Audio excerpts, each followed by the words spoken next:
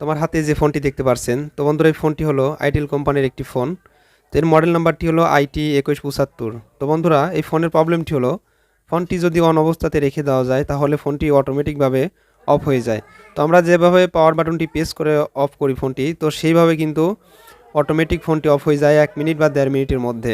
তো বন্ধুরা ফোনটি আমরা এখানে অন করেছি, তো অন অবস্থাতে রেখে দিলে কিন্তু অটোমেটিক 1 থেকে 1.5 মিনিটের মধ্যে ফোনটি অফ হয়ে যায়। যেভাবে আমরা পাওয়ার বাটন ধরে রেখে অফ করি ফোনটা, সেইভাবে অফটি হয়।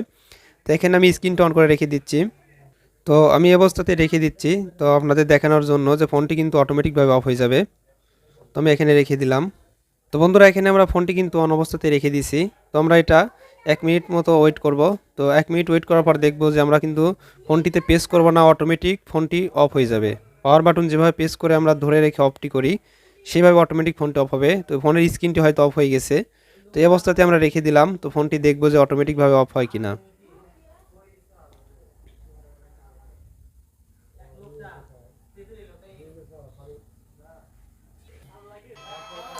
তো দেখতে পাচ্ছেন বন্ধুরা ফোনটি কিন্তু অটোমেটিকভাবে অফ হয়ে যাচ্ছে। তো ফোনটি কিন্তু অটোমেটিকভাবে অফ হয়ে গেল এখন। তো এই ফোনের এটাই প্রবলেম। তো ফোনটি অন করে রেখে দিলে 1 মিনিট বা 1.5 মিনিটের মধ্যে ফোনটি অটোমেটিক অফ হয়ে যায়। তো বন্ধুরা এখন আমরা ফোনটি ডিসেম্বল করব, অর্থাৎ ফোনটি খুলব, খুলে আমরা রিপেয়ার করার চেষ্টা করব।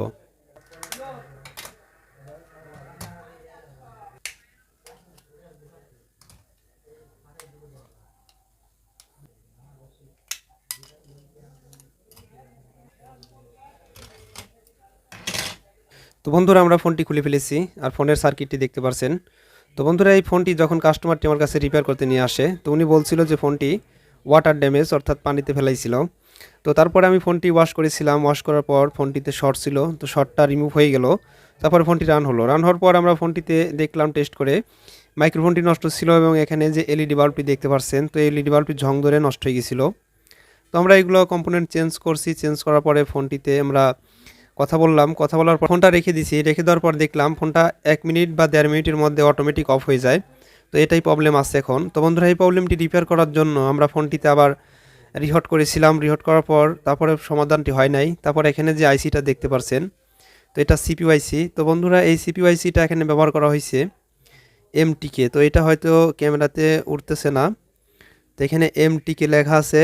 আর এই আইসিটা ব্যবহার করা হয়েছে MT6261DA। তো এই আইসিটা উঠায় আমরা মাস্টার যে রিবোলিং প্লেটটি আছে, তো এই প্লেটটি দিয়ে রিবোলিং করেছিলাম। রিবোলিং করে আমরা যখন আইসিটা আবার বসাইলাম, তো বসানোর পরে তারপরে আমরা দেখলাম যে 1 মিনিট বা 1.5 মিনিটের মধ্যে ফোনটি আবার অফ হয়ে যাচ্ছে। তো সমাধানটা আমরা করতে পারি নাই। তো বন্ধুরা এখন আমরা এখানে যে ব্যাটারি কানেক্টরটি দেখতে পাচ্ছেন, তো এই ব্যাটারি কানেক্টরে একটা রেজিস্ট্যান্স লাগিয়ে দেখব। তো ব্যাটারি কানেক্টরে এখানে কিন্তু 3টা লাইন হয়, একটা হলো পজিটিভ, একটা মিডিলে বিএসআই এবং এই সাইডেটা হলো গ্রাউন্ড। তো ব্যাটারি কানেক্টরের যে বিএসআই লাইনটা এটা হলো মাঝখানেরটা, আর এই সাইডেরটা হলো গ্রাউন্ড লাইন। তো এই গ্রাউন্ডটা এবং বিএসআইয়ের সাথে আমরা একটি রেজিস্ট্যান্স শর্ট করব। তো রেজিস্ট্যান্সটি শর্ট করে আমরা টেস্ট করব ফোনটি যে অফ প্রবলেমটি সমাধান হয় কিনা। চলুন শুরু করা যাক। তো বন্ধুরা আমার হাতে যে রেজিস্ট্যান্সটি দেখতে পাচ্ছেন, তো আমরা এই রেজিস্ট্যান্সটি এখন ফোনের যে ব্যাটারি কানেক্টর আছে, তো ব্যাটারি কানেক্টরের গ্রাউন্ড এবং বিএসআইয়ের সাথে আমরা এটা শর্ট করে দেব। তো বন্ধুরা এই রেজিস্ট্যান্সটি হলো 10K একটি রেজিস্ট্যান্স, এটি কোয়ার্টার রেজিস্ট্যান্স। তো বন্ধুরা এত ছোট রেজিস্ট্যান্স আপনারা কিন্তু বাজার থেকে কিনতে পাবেন না। তো এগুলা যে কোনো একটি সার্কিট থেকে খুলতে হবে।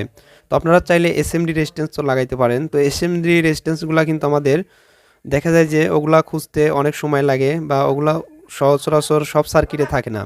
তো আমার হাতে যে রেজিস্ট্যান্সটি দেখতে পাচ্ছেন, তো বন্ধুরা এই রেজিস্ট্যান্সটি আমরা সিআরটি টেলিভিশনের যে সার্কিট আছে, তো সেই সার্কিটে পেয়ে যাব। তো এটা কিন্তু কোয়ার্টার রেজিস্ট্যান্স আর এটা খুবই ছোট আকারের হয়।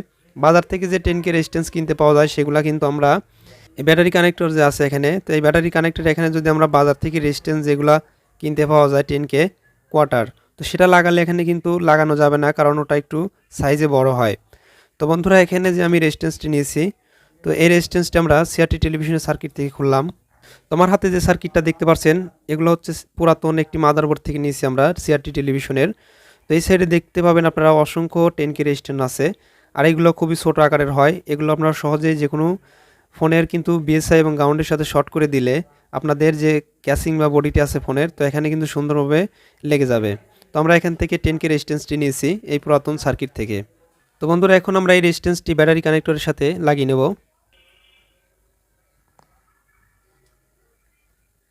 তো বন্ধুরা আমরা এখানে রেজিস্ট্যান্সটি ঝালাইটি কমপ্লিটভাবে দিয়ে নিচ্ছি। তো এখানে দেখতে পাচ্ছেন গ্রাউন্ড এবং মাঝখানে বিএসএ লাইনের সাথে আমরা কিন্তু এই 10K রেজিস্ট্যান্সটি লাগিয়ে নিছি। তো বন্ধুরা এখন আমরা এই ফোনটি সেট আপ করবো। তো সেট আপ করার পর আমরা ফোনটি টেস্ট করে দেখব।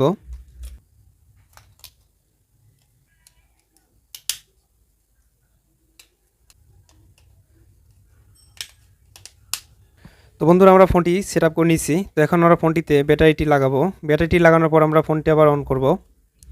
তো আমরা ব্যাটারিটি লাগিয়ে নিয়েছি। তো এখন আমরা ফোনটি পাওয়ার বাটনটি প্রেস করে অন করে দেখব। তো ফোনটি রান হচ্ছে।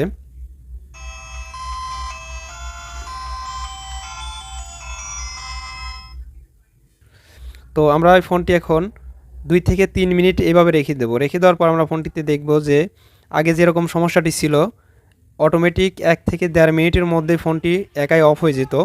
তো আমরা এই ফোনটি এখন এই অবস্থাতেই 2 থেকে 3 মিনিট রেখে দেবো। তো বন্ধুরা এখানে আমি রেখে দিলাম 2 থেকে 3 মিনিট।